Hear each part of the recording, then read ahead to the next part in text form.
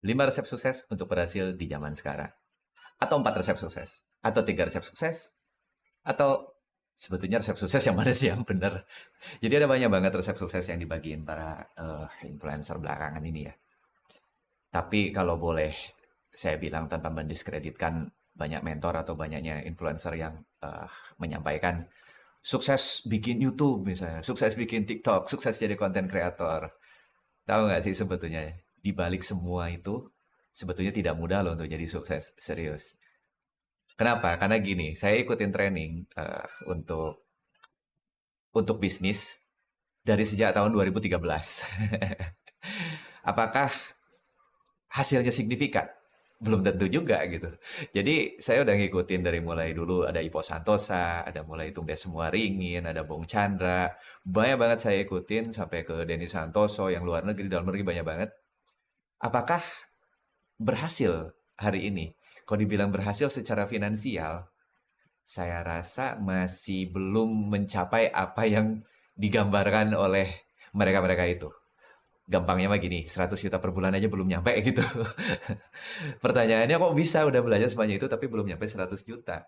Apakah mentornya yang nggak bener? Atau mentornya kaya dari trainingnya? Atau sayanya yang bodoh gitu?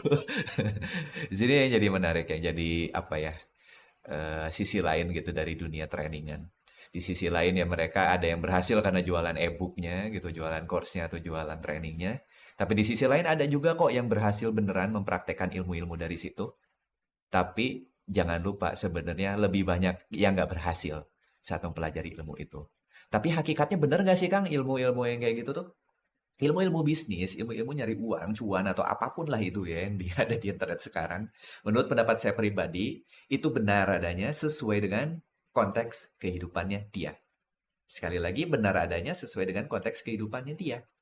Sehingga setelah saya belajar begitu banyaknya seminar, training, motivasi, e-course, e-book, baca buku banyak banget.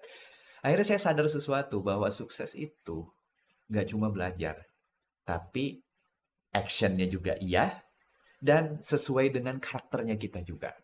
Karena kalau misalnya karakter atau sukses blueprintnya kitanya belum bener, itu mau belajar sebanyak apapun, action kayak gimana pun, bisa jadi luput apa yang dilakukan. Karena saya udah ngalamin sendiri sih. Misalnya ya segampang kayak, aku mau bisnis properti gitu, udah belajar properti ke Bung Chandra gitu kan. Tapi sayanya nggak mau punya resiko yang besar. Akhirnya apa? Nggak mulai-mulai, nggak jalan-jalan gitu.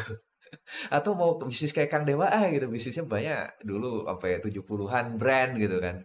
Saya coba 5 brand aja udah kelabakan gitu. Atau coba deh kayak Denny gitu, fokus di satu brand gitu. Waktu itu kan fokus dulu gitu. Tapi kok ternyata kok gak gede-gede ya, fokusin satu perusahaan doang gitu. Habis itu mulai sadar, oh ternyata gedein brand itu kudu belajar juga branding gitu. Habis itu belajar branding lagi. Oh ternyata habis branding itu butuh belajar misalnya apa digital marketingnya juga gitu.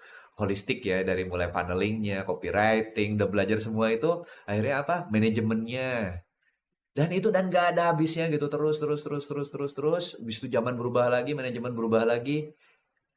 Akhirnya sadar sesuatu sih. Jadi di bisnis tuh kita nggak bisa sendiri. Semua bisa dipelajarin sebagai fundamental. Tapi pada akhirnya kita juga butuh kerjasama dari pihak lain, entah itu partner, entah itu jadi karyawan atau tim ya.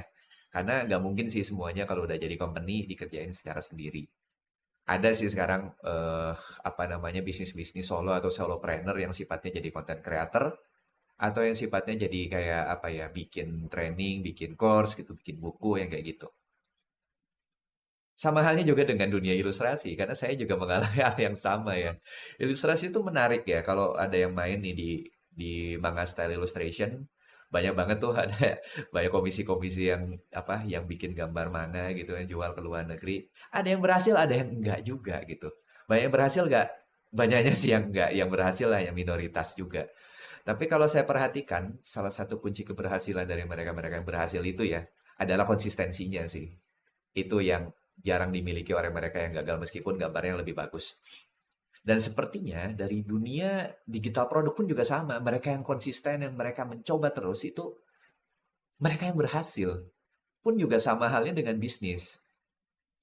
Di industri saya, di industri arsitektur, banyak banget orang-orang yang mau buka bisnis arsitektur. Tapi biasanya itu barrier to entry-nya tuh cukup berat karena memasarkan doang nggak cukup gitu. Digital marketing aja nggak cukup. Oke, begitu orderannya banyak, operasionalnya kecapai nggak gitu. Menjaga brandnya mampu nggak gitu kalau misal orderannya banyak. Lalu kalau misalnya terlalu murah gimana? Nanti kena tegur asosiasi misalnya. Kalau harganya kemahalan belum tentu laku gitu. Brandingnya ngangkat nggak gitu. Budget marketingnya cukup nggak tuh gitu. Itu jadi banyak banget hal-hal yang seperti itu yang memang ternyata nggak dibahas di eh, apa ya di dunia-dunia training gitu. Kenapa? Karena mungkin bisa jadi orang itu sebaiknya nggak tahu dulu hal-hal yang kayak gitu. Karena bisa jadi demotivasi. Tapi di sini saya mungkin hanya ngasih tahu aja bahwa sebetulnya dunia training nggak selalu 100% berhasil, nggak ada. Pun juga nanti saya juga akan membuka sebuah course dan juga membuka sebuah akademi ya, mau yang belajar digital marketing maupun belajar arsitek yang belajar menjadi konsultan. Saya akan kasih tahu juga bahwa sebetulnya di dunia bisnis yang kayak ginian tuh nggak selalu berhasil. Dan kalau misalnya nggak selalu berhasil inilah yang menyebabkan orang itu mendapatkan reward yang besar saat dia menang. Bukankah kalau kita main game juga sama ya? Nggak selalu orang misalnya di main Mobile Legends tuh bisa nyampe Mythic Immortal gitu. Nggak gampang gitu. Dan hanya minoritas yang konsisten, yang kerja keras, yang benar-benar memperhatikan strateginya yang bisa nyampe ranking di atas. Jadi nggak untuk semua. Buat mereka yang benar-benar, mereka lah yang akan berhasil. Karena kalau misalnya semua ilmu-ilmu yang hebat-hebat ini dibagikan di YouTube secara gratis, berarti itu tandanya ilmu itu udah umum. Dan kalau itu udah umum, maka penghasilannya juga umum, nggak mungkin di atas rata-rata gitu. Dan yang di atas rata-rata pasti effortnya di atas rata-rata dan pasti ilmunya juga lebih spesifik dan belum di-spill sih, kemungkinan besar kayak gitu. Ada hal-hal lain yang belum di-spill. So, jadi buat teman-teman nih, konklusinya apa? Di samping kita belajar, ilmu-ilmu itu benar adanya ya, tapi di sisi lain kita juga harus mengenal siapa diri kita. Dan kita juga harus mengecek sukses blueprint kita. Apakah keyakinan kita terhadap apa yang kita lakukan dan kita pelajari ini match? Apakah keyakinan kita tuh banyak menghambat? Ah, percuma bisnis ini gitu. Banyakan orang juga gagal gitu. Ya kalau lihat gagalnya banyak yang gagal, tapi yang berhasil ya ada juga sih gitu. Jadi kita harus punya keyakinan yang cukup kuat. Kalau kita itu harus berhasil, nggak ada cara lain selain berhasil gitu. Kalau kita cukup kuat, mau dibanting kayak gimana pun, gagal kayak gimana pun, kita tetap terus jalan. Jadi itu, belajar aja nggak cukup, action aja nggak cukup, kita harus konsisten, tahan banting, dan punya alasan yang cukup kuat di situ. Dan terakhir, jangan lupa untuk terus berdoa. Dengan berdoa, kita menjadi lebih merasa ada energi lain yang membantu kita.